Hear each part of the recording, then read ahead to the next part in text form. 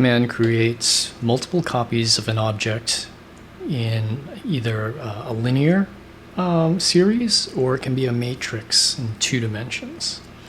So if I want to make a grid of pentagons here, I'll do the array command, A-R-R-A-Y, and you can see that there's array, rectangle, array, and array polar.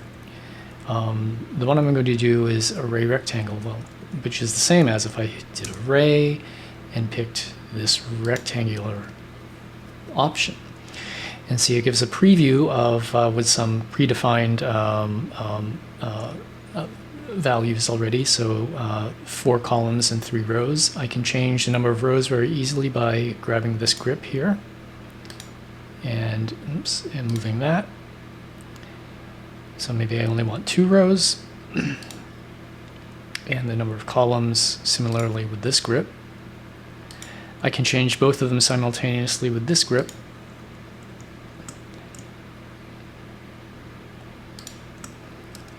And I can change the spacing between items with these grips.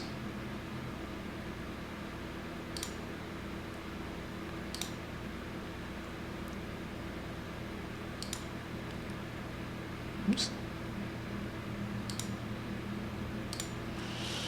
I have all those controls up here as well in these 2 areas. When you start an array, the ribbon transforms into an array editing or creation interface. We can specify the number of columns here, the space between, the total spacing, and for columns, and the same for the rows.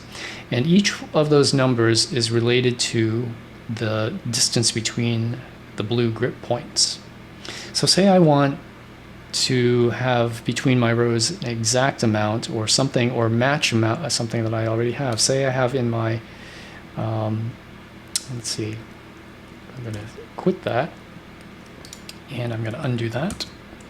Say I want to have my rows exactly the space here from one item to the next. I do the array. I'll just go straight to array rectangle. And in order to be able to snap those to line up with these lines, I need to set my base point to make sure that I'm on part of my object that's easy to snap to. So I'll select that lower point there.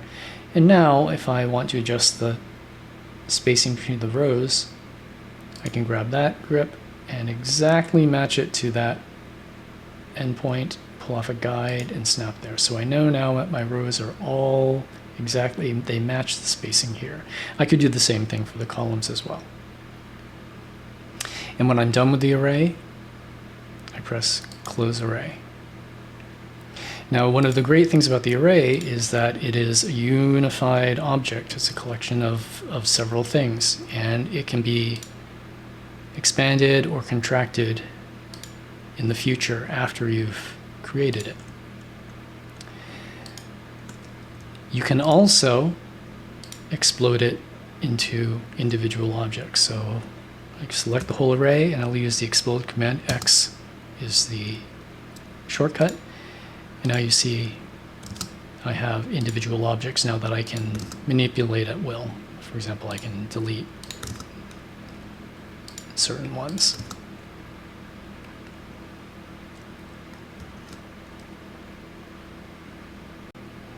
The polar array will create multiple copies of an object rotated around a point. So the command there is also, you can use the array command also, or you can go straight to the array polar. So I'll select my object that I want to rotate around a point, and now it's asking me to specify the center point of the array in the rotation. So say maybe I'll do something a little bit different here. I'll pull off a guide there and hover over this point and pull off 2 tracking guides and put my center point right where they intersect. So I'll snap right there. Okay. AutoCAD gives me a preview. It has automatically filled in a certain number here and automatically rotated all of the copies around 360 degrees. It has also automatically rotated each copy as it goes around. The ribbon here has been changed into a control for the polar array. The number of items up here is what primarily will control how the array works. So no matter this, as soon as you set the number of items, you can change either this angle between the items or the total fill angle, and AutoCAD will, once you change one, AutoCAD will figure out what the other one is. So for example, if I change the angle between the items to say only 20 degrees, AutoCAD figures out that with 6 items, the total angle to fill is 100 degrees.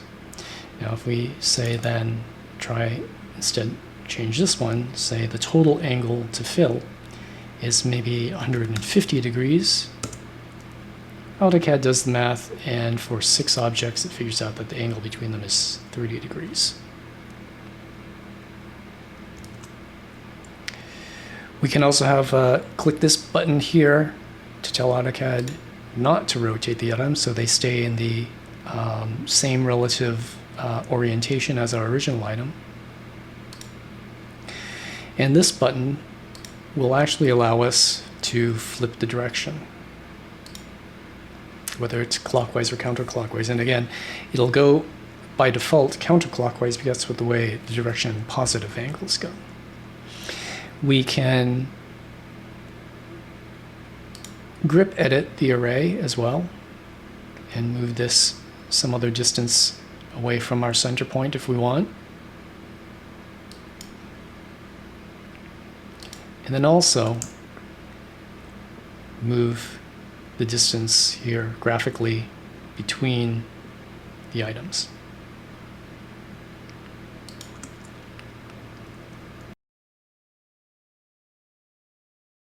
The offset command shortcut is O. It asks you to specify an offset distance or through. We'll do an offset distance of 60 units. Then select the object to offset and the side that you want to offset onto. You can work on polylines. And you can see if the result is a segment that's too short, it'll just eliminate it. It works on closed objects such as ellipses and circles.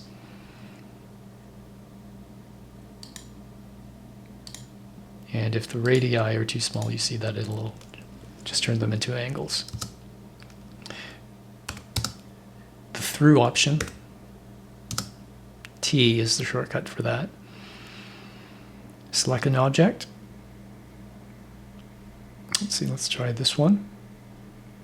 Say we want to go through this point, just click that. Or if we want this one to go through that point, we click there. If we had extended that geometry, it would touch right there.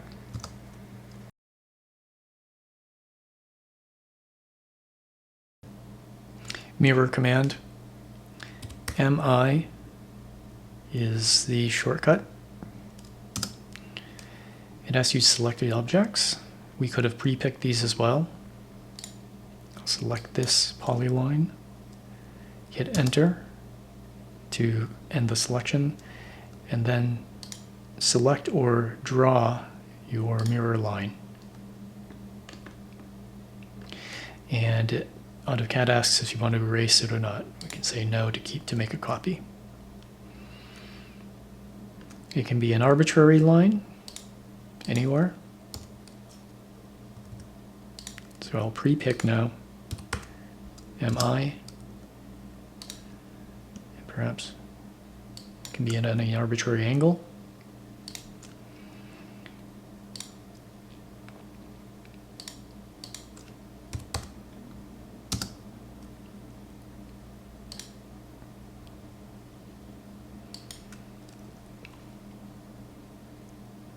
And if we wanted to erase it.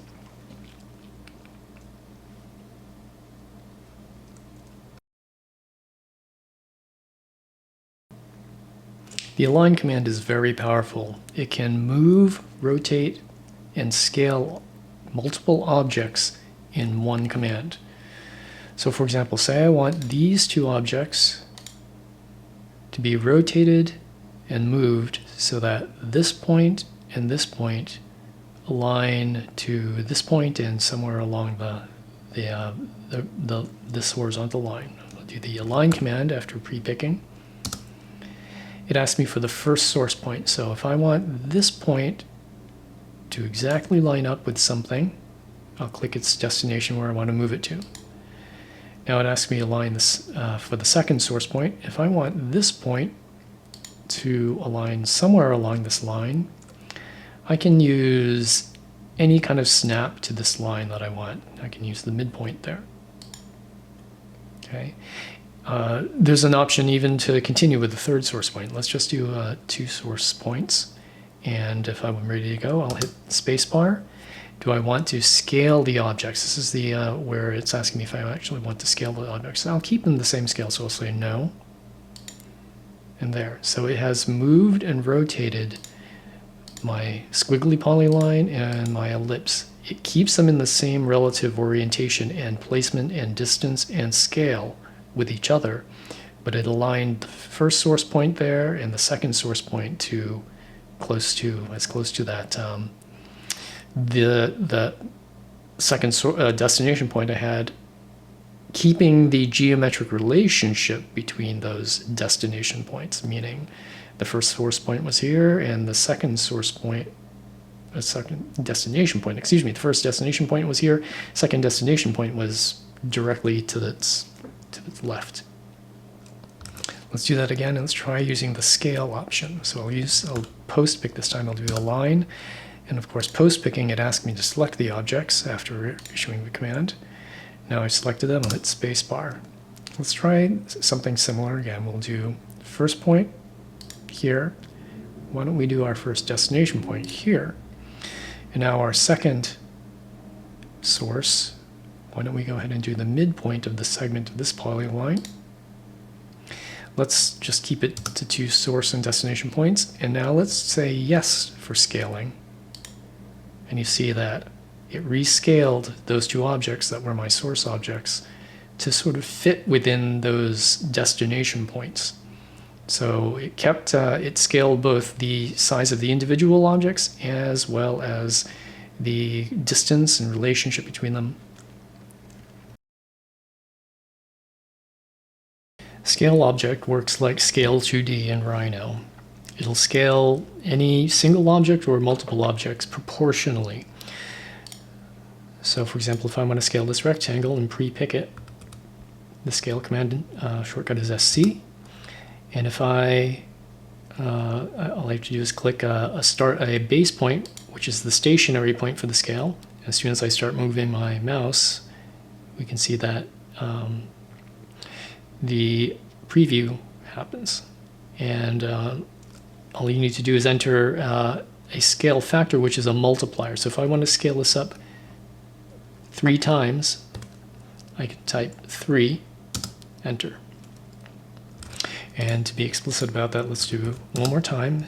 And I can make a copy after I select the base point. Now I can use the C command or C option to make a copy. And let's do it 3 times, multiplier of 3 again. Okay, so the linear dimension here has gotten bigger by a factor of 3, as well as here, both the X and Y dimensions. We can reduce scale as well. And what's very useful with the scale command in AutoCAD, and I'll pick here, is that you can enter in fractions, whole number fractions for the scale factor. So if I want to reduce this circle to 1/3 the size, and here again I'll do a copy first, I type in 1/3. And I hope we can see that. Oops, there we go. So I'll type in 1/3, so 1 divided by 3. Enter. So this circle has gotten 1/3 the original size, centered on that base point. We can scale text as well as open and closed polylines. So we can scale around any point we want. And if I do pick up the center point here, and we'll do a copy again just to show it, and I'll do a scale of 2/3, 2 divided by 3, enter. The ability to enter the whole number fractions will come in later, come in handy later when we look at actual scale drawings.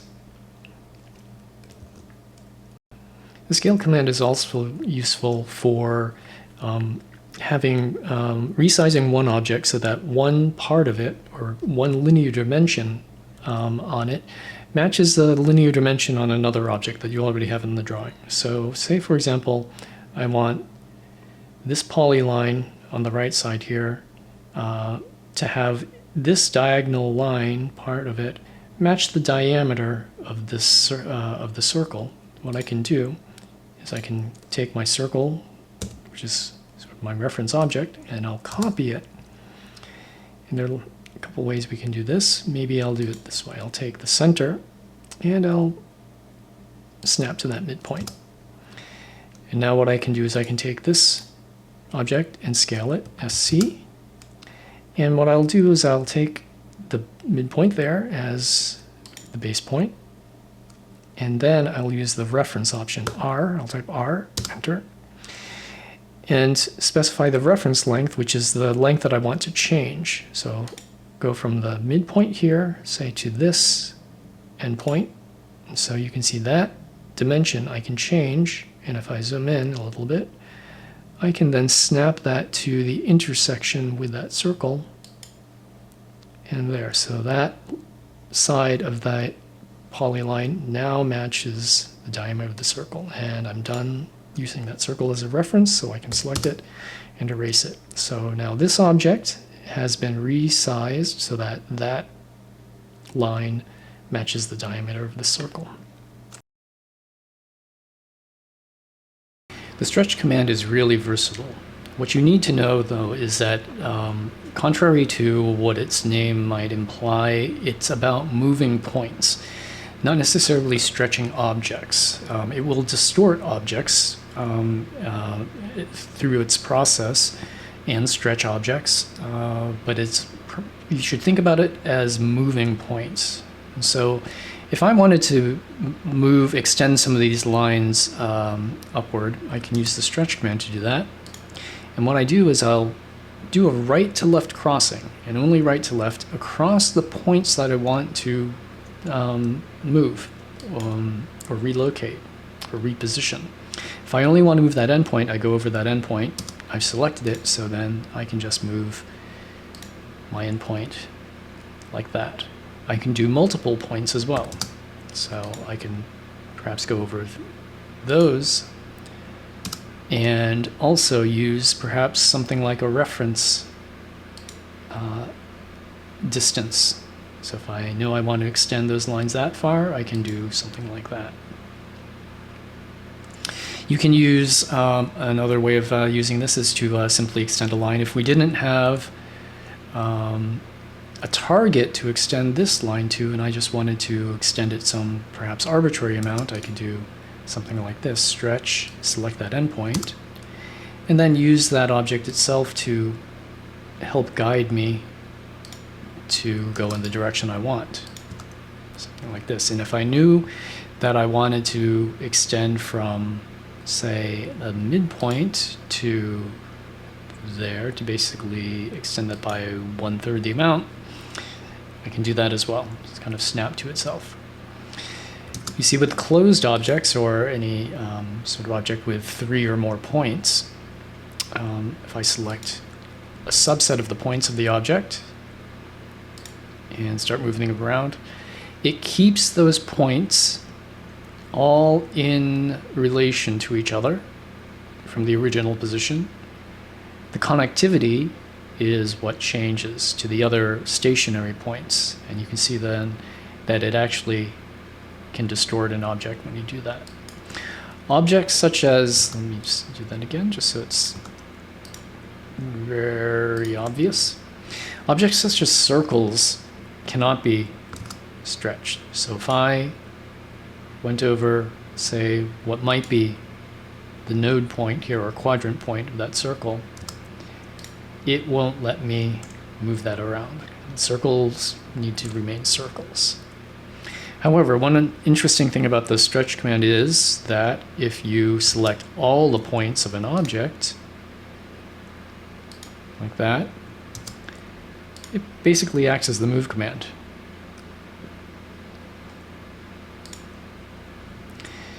You can use the selection techniques just like with any other command to help you access things that might be hard to access. So I went through this object with my right to left and selected just those 2 points so to move, and so you see it only affected those 2 endpoints because I did not select any points along the outside rectangle.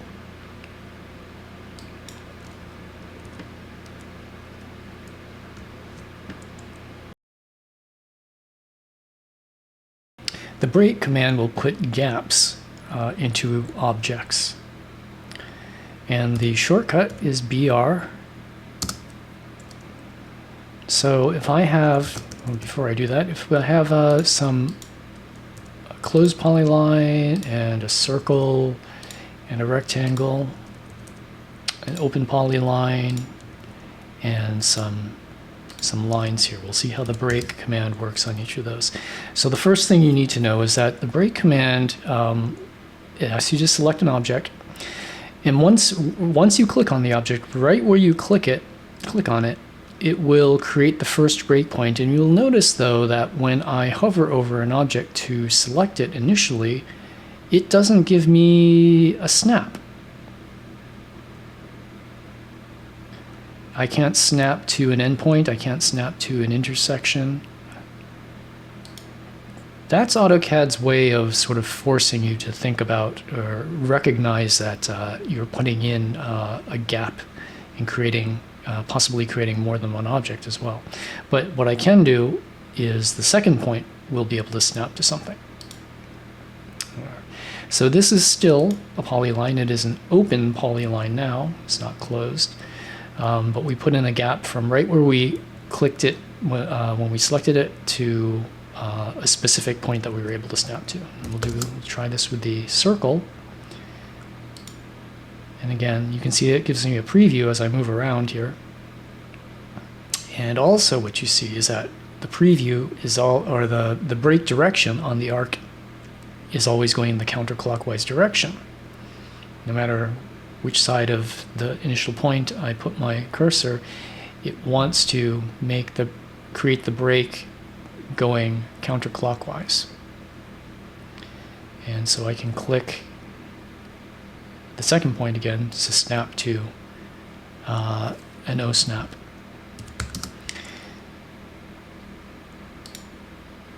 Here we can do this. If we click, say, in the middle of something like that, we actually end up now with 2 separate objects. And then similarly with just a line,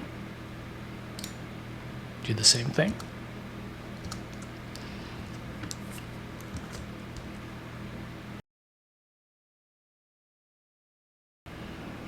If you have a bunch of individual objects that are touching at their endpoints and want to connect them together, you can use the join command to do that. And for example, here I've got this object, which is now a series of individual lines and an arc. And this one, which is a bunch of individual lines. Here we've got a couple of lines and an arc. So the join command is very simple. All you need to do is select all those items you want to join together And J is the shortcut. And you see down in the command line here that it says 5 objects converted into one polyline. Select that thing there, and now it's one polyline, and we can even see over here in the properties palette that yes, it's even a closed polyline. Circle can't be, it's already an enclosed object. It's a primitive object. And so if we did this one here, we can do the same thing, join, select it, yes, it's a closed polyline. Have another example here, join, J, enter, right? And of course, this is an open polyline. And then here, we select all of these items, join them together. Now, here I intentionally left a little bit of a gap here just so we can see that, yeah, it did not join those together. So it remains 2 separate objects here. All these were joined together because they were actually touching right at the endpoints, but because there's that little gap there, it left that one off. The opposite of the join is to explode something. So if this is one polyline, and I want to turn it into individual objects, I can use the explode command, which is X, right? And maybe I can do a whole bunch at once. I can just select all of these and type X. And now these are all back to individual objects. All right.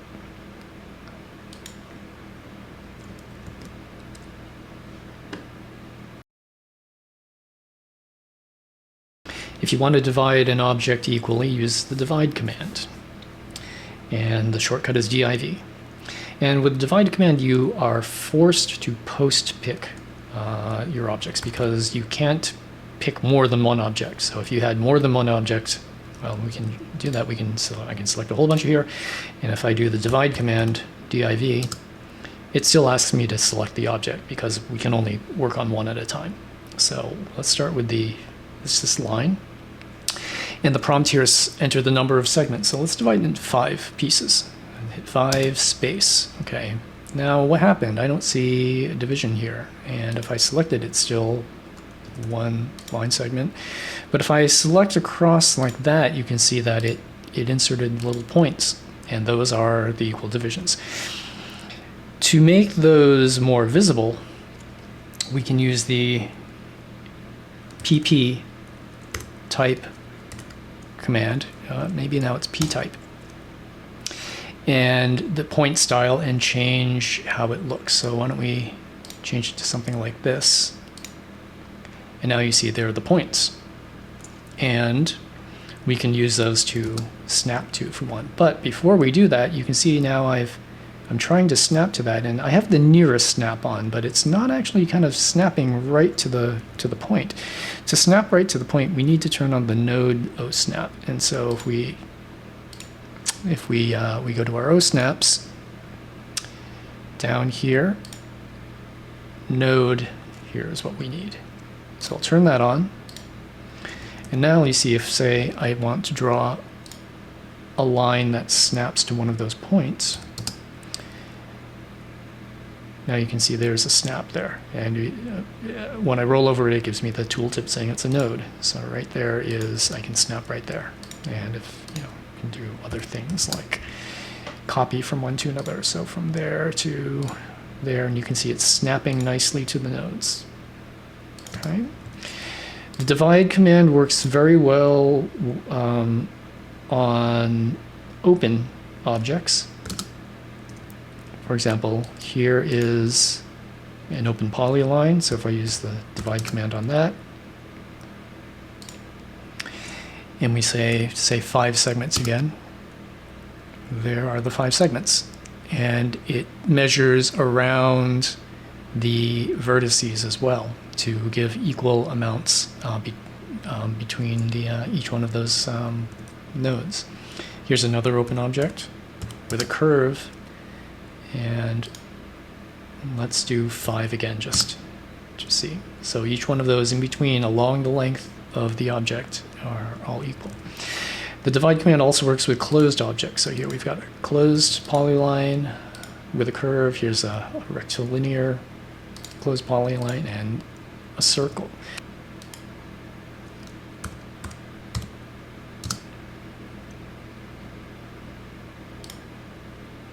There we go. Divide by 5 segments. The curious thing about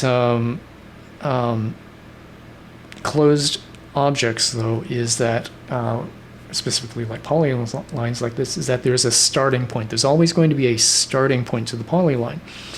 And unless you create the polyline specifically by either joining individual segments together one at a time, or drawing the polyline yourself, starting from start to finish, it's not very easy to determine, or it's not clear where the starting point is. In this case, it's right there, right where that node was placed. That's the start of the polyline. That's where it'll put the first node division point. And we take a look at this one to see how this works. Divide this one as well. Click on it. Okay, let's do 5 as well, just to be consistent.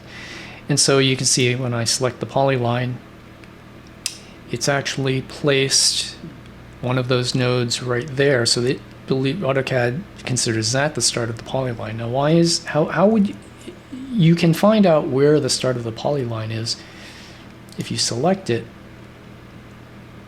and go into your properties palette and look at this current vertex under geometry in vertex X, vertex Y. All you need to do is select one of these, and AutoCAD will highlight which one of those points on your polyline, which one of the vertices is. If you saw the little white X that showed up, maybe if I go ahead and get rid of the nodes that we put in, we'll delete all those, erase those. I'll select the polyline again. If I just click in here, you see the X that shows up on vertex number 1 of the polyline. And again, that's if I've joined a bunch of things together at once, AutoCAD is going to, I'm not sure how, but determine it's the starting point for this. But if you explicitly do segment by segment by segment to put together, then you can tell AutoCAD where you want the starting point. There's another way to edit the polyline to create the starting point, but that's a little bit more further on when we get into some editing.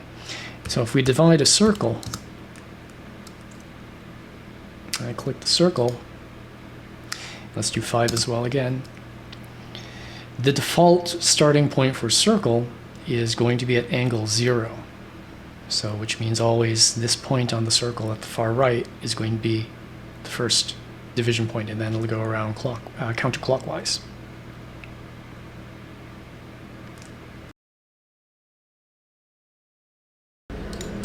With the measure command, you can subdivide an object into equally spaced parts of a specific distance. Not all equally spaced, so let me demonstrate here. If we want to say we want to create equal increments along this line, starting at this point, I can use the measure command to do that. Measure, enter. Now, I did say I want to start at this end of the object, so I'll click near that end of it, there, and it says specify length of segment. So say I want equal divisions, or equal spacings of 48 inches. Enter. So what it's done is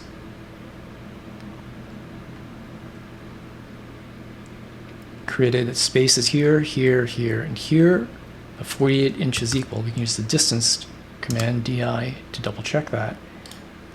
From the endpoint to that node, we see that's 4 feet, 48 inches. And then from here to there, 48 inches also, and then here to here, 48 inches. And then this is just the remainder. This is just whatever is left over. So it fills in, or as many points at that distance that you specify, from the end that you click on. Let's do the other one here and start at this end, just to demonstrate, and we'll do 48 inches again. So you can see it's basically the mirror image. And so if we do the same thing with these two objects, we'll start at this end, and why don't here, let's do 60 inches. Okay, and so now we can see here, if I do the distance command, this very first one from the endpoint to that node, whoops, because I got off a little bit. Let's try it again. It's right on the endpoint, click. There, 5 feet, yep. So you can trust that all of these in between each one of those nodes is 5 feet, except for this little remainder at the end. And then, again, just to compare, we'll do the measure command, clicking near the opposite end here, and it'll be 60 inches again. And so you see this would be 60 inches, 60 inches, 60, etc., etc., etc., with a little bit remaining. Again, I've used the p-type command to specify this point style so that it's visible on the screen. Otherwise, the default is just a little tiny little point that's almost impossible to see. And also, in order to be able to use those nodes and to snap to them, I have turned on the node snap. That allows you to snap to these individual node objects.